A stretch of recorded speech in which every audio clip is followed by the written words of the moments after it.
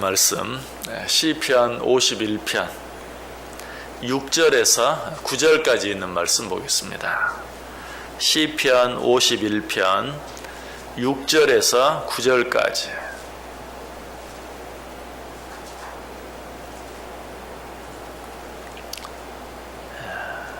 한 절씩 교도합니다. 제가 먼저 6절 읽습니다. 보소서, 주께서는 중심이 진실함을 원하시오니 내게 지혜를 은밀히 가르치시리이다.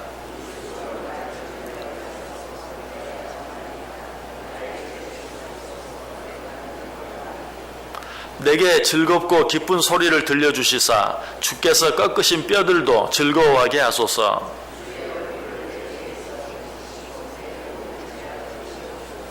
아멘. 우리 1절부터 5절까지 있는 말씀 가지고 다윗이 자기가 지은 죄를 인정하고 그 죄에 대해 철저하게 회개하는 그런 모습 보았죠. 다윗이 어떤 죄를 지었습니까? 우리아의 아내 바스바를 범하는 그런 죄, 그리고 그 죄를 은폐하기 위해서 그 신하 우리아를 전쟁터에 보내서 죽게 만드는 그런 죄를 지었습니다. 그 죄를 짓고 나서 다윗이 고백하죠. 내 죄가 항상 내 앞에 있나이다. 나는 죄인입니다.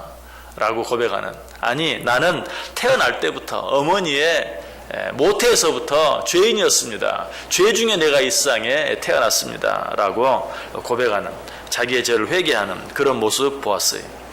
그리고 나서 오늘 본문에서는 뭐라고 말합니까? 자기의 죄를 숨기고 감추는 것이 지혜가 아니라 그 죄를 하나님 앞에서 드러내놓고 회개하며 용서를 구하는 것이 지혜다 라고 고백하고 있는 것을 보아요. 6절 다시 보세요. 보소서, 주께서는 중심이 진실함을 원하시오니 내게 지혜를 은밀히 가르치시리이다.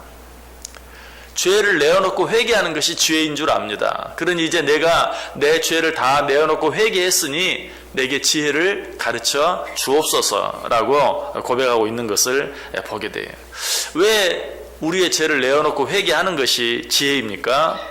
죄를 숨기고 감춤으로 우리에게 참 기쁨과 평안이 주어지는 것이 아니라 그 죄를 인정하고 철저히 회개할 때 우리에게 참 기쁨과 평안이 주어지는 것이, 내가 어떻게 해야 참 기쁨과 평안을 누릴 수 있는가 하는 것을 바로 아는 것, 이게 지혜죠. 우리가 왜 우리의 죄를 내어놓고 회개하지 못합니까? 그 죄를 감추고 있으면 내가 평안할 줄 알아요. 그러나 사실은 그렇지 않아요. 죄를 감추고 있으면 마치 내 안에 있는 육신의 어떤 병을 숨기고 있는 것처럼 스스로 내가 지금 병들어 있는데도 병들지 않았다고 말함으로 말미암아서 평안을 얻을 수 있다고 생각하는 것처럼 어리석은 것이, 사실 우리가 그런 어리석음을 범할 때가 많죠. 내 몸이 분명히 이상해, 좀 좋지 않아요. 그런데도 병원에 가지 않아요. 그러면서 그런 분들이 꼭 하는 말이 있어요. 병원에 가기가 무섭다는 거예요. 병원에 가면 당신은 이런 병에 걸렸습니다 라고 말할까봐 병원에 가지 않는 거예요. 여러분, 그게 참 건강입니까? 아니죠. 내 안에 무슨 병이 있는지를 모르면 괜찮을 것 같지만 아니죠. 내 병을 더 키우는 것이죠. 점점 더 문제를 더 크게 하는 것이죠. 죄를 숨기고 감추는 것이 그와 같아요. 죄를 숨기고 감추면 그것이 나에게 평안을 주는 게 아니, 이건 인간적인 생각이. 왜 그런 생각을 합니까? 다른 사람이 내 죄를 모르면 내게 그 죄의 어떤 대가가, 그 죄의 어떤 벌이 내게 오지 않는다고 생각하는 것, 바로 그런 생각으로 하나님께도 내 죄를 뉘우치지 아니하면 하나님도 그 죄를 알지 못하시는 것처럼. 얼마나 어리석은 생각입니까? 죄에 대해서 말씀드릴 때 말씀드렸어요. 우리 하나님의 눈은 어때요? 불꽃 같아요. 우리의 모든 심령까지도 다 감찰하세요. 모르시는 것이 하나도 없어요. 그 앞에 드러나지 않을 것이 없고 감출 수 있는 것이 없어요. 그러므로는 우리의 죄를 속히 내어놓고 회개할 때 비로소 참 기쁨, 참 평안이 주어질 수 있다. 성경을 보면 하나님께 쓰임받은 사람들, 그리고 하나님께 칭찬받은 사람들, 하나님께 특별한 은혜를 입은 사람들 보면 죄 없는 사람이 아니에요.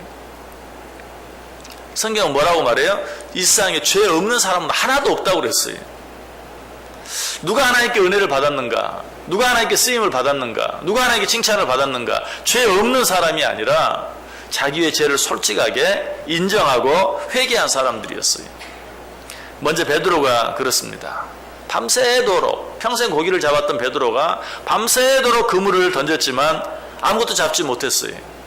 그러나 예수님께서 그에게 깊은 곳에 그물을 던져라, 배 오른편에 그물을 던져라 라고 말씀하셨을 때 그 말씀에 순종했을 때는 어떻습니까? 그물이 찢어질 정도로, 배가 물에 잠길 정도로 많은 고기가 잡혔어요. 그때 베드로가 뭐라고 말합니까? 주여, 나를 떠나소서, 나는 죄인이로소이다. 바로 그때 예수님께서 베드로에게 뭐라고 말합니까? 무서워하지 말라. 이제 후로는 네가 사람을 취하리라. 사람을 낚는 어부가 되리라. 자기가 죄인임을 인정하고 고백했을 때 주여 나를 떠나소서 나는 죄인이로소이다. 바로 그 순간에 하나님이 베드로에게 가장 아름다운 사명을 맡기시는, 내가 이제 사람을 낚는 어부가 될 것이다, 사람을 취할 것이다 라고 말씀하시는 것을 보아요. 여러분, 바리새인과 함께 성전에 올라갔던 세리를 통해서도 우리는 이 사실을 너무나 잘 알 수 있죠. 그가 기도하러 성전에 올라갔지만 감히 하늘을 우러러 보지도 못하고 그가 뭐라고 말합니까? 하나님이여 불쌍히 여기옵소서, 나는 죄인이로소이다. 세리가 이처럼 고백했을 때 주님께서 그에게 뭐라고 말씀하십니까? 이 사람이 의롭다 하심을 받고 그의 집으로 내려갔느니라. 반대로 자기가 죄인임을 인정하지 않았던, 자기가 의인이라고 생각했던 바리새인은 어때요? 오히려 하나님께 책망을 받은. 그러나 나는 죄인이라고 고백했던 이 세리는 어때요? 이 사람이 의롭다 함을 받았다라고 인정해 주시는 것을 보게 되죠. 삭개오도 마찬가지입니다. 그는 자기 집에 유하시기 위해 찾아오신 예수님께 내가 누구에게든 토색한 것은 4배로 갚겠습니다. 자기의 죄를 인정하는 것이죠. 회개하는 것이죠. 입으로만이 아니라 구체적인 행동으로 자기의 죄를 뉘우치고 회개하고 있어요. 그때 예수님께서 그에게 뭐라고 말씀하시죠? 오늘 이 집에 구원이 이르렀다. 이 사람도 아브라함의 자손이다. 자기의 죄를 인정할 때 오늘 이 집에 구원이 임하였다. 이 사람도 아브라함의 자손이다 라고 인정함 받은 것을 보게 돼요. 예수님과 함께 십자가에 달렸던 한 강도도 마찬가지입니다. 다른 한 강도는 예수님을 향해 뭐라고 말했습니까? 네가 만일 유대인의 왕이라면 우리를 이 십자가에서 내려오게 하라.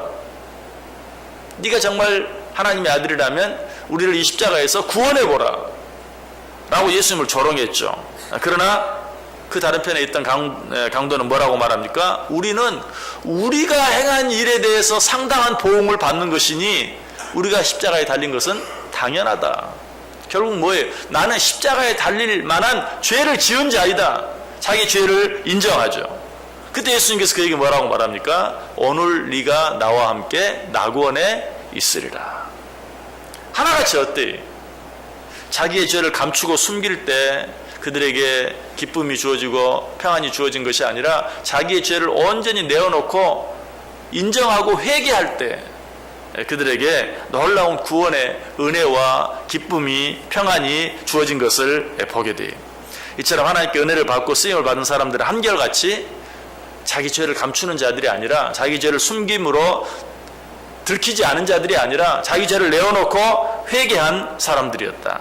그래서 이 사실을 직접 체험한 베드로는 뭐라고 말합니까? 사도행전 2장 38절에서 베드로가 이르되 너희가 회개하여 각각 예수 그리스도의 이름으로 세례를 받고 죄 사함을 받으라. 그리하면 성령을 선물로 받으리니. 여러분, 성령이 충만함을 받기를 원하십니까? 성령이 주는 참 기쁨, 참 평안, 참 안식이 여러분 속에 샘솟듯 넘쳐나는 그런 은혜를 체험하기를 원하세요? 성경이 뭐라고 말해요? 죄 사함을 받으라. 그리하면 성령을 선물로 받으리라. 그 죄 사함을 어떻게 받습니까? 각각 예수 그리스도의 이름으로 너희가 회개하여 각각 예수 그리스도의 이름으로 세례를 받고 죄 사함을 받으라. 그리하면 성령의 선물을 받으리라. 회개할 때 성령의 선물을 받을 수 있다라고 이야기하고 있어요. 그렇습니다. 우리가 우리의 죄를 인정하고 회개할 때 우리에게 참 기쁨과 참 즐거움이 주어진다. 그래서 사도행전 3장 19절은 너희가 회개하고 돌이켜 너희 죄 없이함을 받으라. 이같이 하면 새롭게 되는 날이 주 앞으로부터 이를 것이요. 자, 오늘이 어제와 완전히 다른 새로운 날이 되기를 원하세요? 정말 어제까지 맛보지 못했던 참 기쁨과 참 즐거움이 참 평안이 넘쳐나는 성령이 충만함이 내게 주어지는 어제와는 완전히 다른 전혀 새로운 오늘이 되기를 원하십니까? 어떻게 할까요? 다른 방법이 없어요. 회개함으로 내 안에 모든 죄를 내어놓고 하나님 앞에 회개함으로 그렇게 할 때만 정말 어제와는 전혀 다른 새로운 하루, 내가 지금까지 어제까지 살아오면서 느껴보지 못했던 참 기쁨과 즐거움과 평안을 누릴 수 있다. 다윗은 이 사실을 알았어요. 그래서 오늘 기도하고 있는 것이 내게 즐겁고 기쁜 소리를 들려주시사 주께서 꺾으신 뼈들도 즐거워하게 하소서. 여기서 우리는 두 가지 사실을 발견하게 돼요. 첫 번째로는 죄의 결과가 어떤 것인가. 죄의 결과는 뼈가 꺾이는 고통과 같다. 우리가 뼈를 깎는 아픔, 뼈를 깎는 고통이라는 말을 자주 하죠. 죄의 결과는 뼈가 꺾이는 고통과 같다. 그러나 또 한 가지 사실은 무엇입니까? 그 죄를 회개하는 자들에게는 참 기쁨과 즐거움이 주어진다. 그래서 다윗은 뭐라고 말해요? 내게 즐겁고 기쁜 소리를 들려주시사 주께서 내 죄로 말미암아 꺾으신 뼈들도 즐거워하게 하소서. 진정한 회개를 통해서만 우리가 우리에게 주어지는 모든 고통 속에서 자유함을 얻게 되고 그 고통 대신에 참 기쁨과 평안을 얻게 된다라고 우리에게 말씀하고 있어요. 여러분 안에 어떤 죄가 있습니까? 이 말씀을 들으면서 혹시 생각나는 죄가 있습니까? 하나님 앞에 온전히 내어놓고 회개하는. 회개가 뭐라고요? 그냥 잘못했습니다, 용서해 주옵소서, 이게 회개입니까? 아니, 잘못된 길로 가다가 방향을 바꾸는 것이, 유턴하는 것이, 자, 어제까지 내가 그 죄를 지었지만 이제는 거기에서 계속 가지 아니하고 방향을 바꾸는 거예요. 다시는 그 길을 가지 않는 것이, 이것이 회개예요. 이렇게 회개할 때 어제까지 맛보지 못했던 기쁨이 오늘 내게 주어진다. 어제까지 맛보지 못했던 평안이 오늘 내게 넘치게 된다. 어제까지 내가 갖지 못했던 성령의 충만함이 내 속에 정말 샘솟는 강물처럼 넘쳐나게 된다. 하나님이 생각나게 해주신, 성령님께서 이 시간에 가르쳐 주시는 어떤 죄가 있다면 하나님 앞에 내어놓고 회개해 보세요.